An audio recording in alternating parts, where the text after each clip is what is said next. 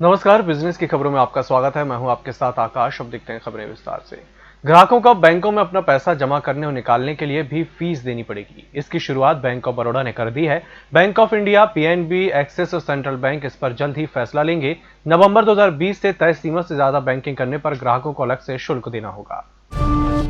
पिछले 3 सालों में म्यूचुअल फंड इंडस्ट्री की तस्वीर ही बदल गई है। पूरी इंडस्ट्री का एसेट अंडर मैनेजमेंट जहां 23.40 लाख करोड़ रुपए से बढ़कर 26.60 लाख करोड़ रुपए हो गया है। इसी क्रम में अब कोटक महिंद्रा म्यूचुअल फंड 5वें नंबर का सबसे बड़ा फंड बनने के करीब पहुंच गया है। कोटक महिंद्रा म्यूचुअल फंड ने 3 सालों में बहुत ही बेहतरीन ग्रोथ हासिल की है। इसका AUM 1.27 लाख करोड़ रुपए से बढ़कर 64,000 करोड़ रुपए बढ़कर 1.91 लाख करोड़ रुपए हो गया है। जबकि इसी दौरान निप्पॉन का AUM 40,000 करोड़ घटकर 2 लाख करोड़ हो गया है।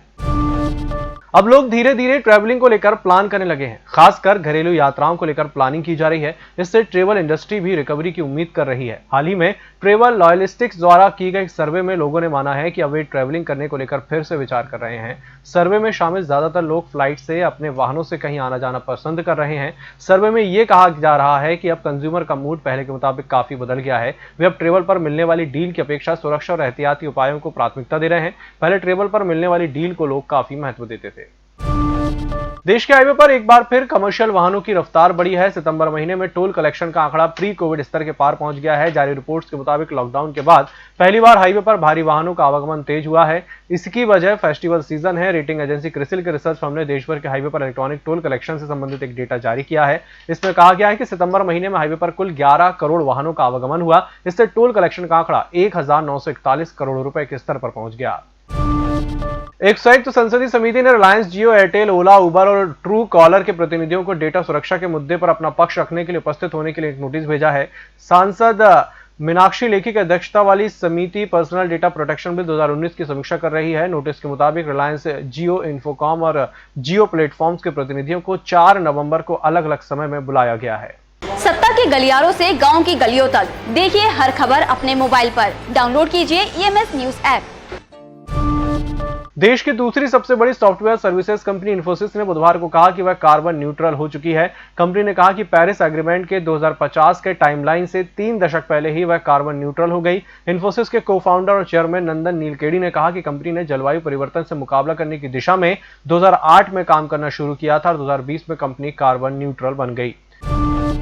कोरोना संकट के बीच फेस्टिव सीजन में ई कॉमर्स कंपनियों ने ग्राहकों को आकर्षित करने के लिए भारी डिस्काउंट दिए। इससे कंपनियों के साथ नए ग्राहक भी जुड़े। इससे छोटे शहरों के ग्राहकों की संख्या अधिक है। इसमें फ्लिपकार्ट ग्रुप की कंपनियों की ग्रॉस मर्चेंडाइज वैल्यू में सबसे ज्यादा हिस्सेदारी रही। ग्रुप की कंपनियों में मिंत्रा भी शामिल है। कोरोना संकट के बीच ऑनलाइन खरीदारी में बढ़ोतरी देखने को मिली है। इससे ई कॉमर्स कंपनियों के लिए टियर 2 और टियर 3 शहरों की भागीदारी सबसे ज्यादा अहम है।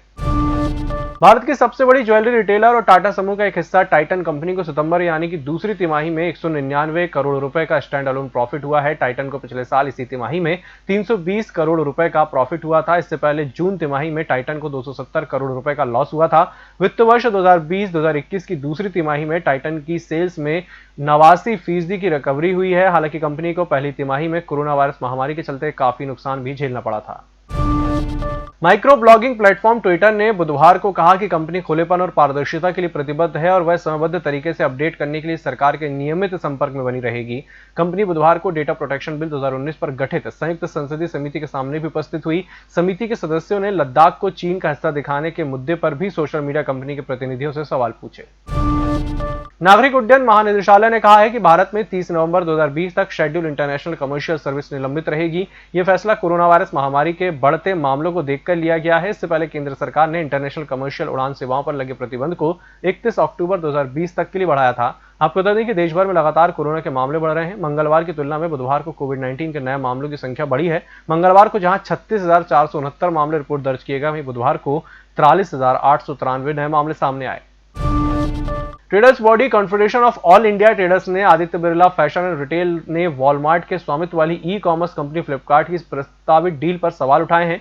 कैट ने इस डील को FDI नीति का उल्लंघन बताया है। कैट ने केंद्रीय मंत्री पीयूष गोयल को एक पत्र भेजकर इस सौदे को अनुमति न देने की मांग की है। इस बुलेटिन में फिलहाल इतना ही। इसी के साथ मुझे दीजिए इजाजत। नमस्कार।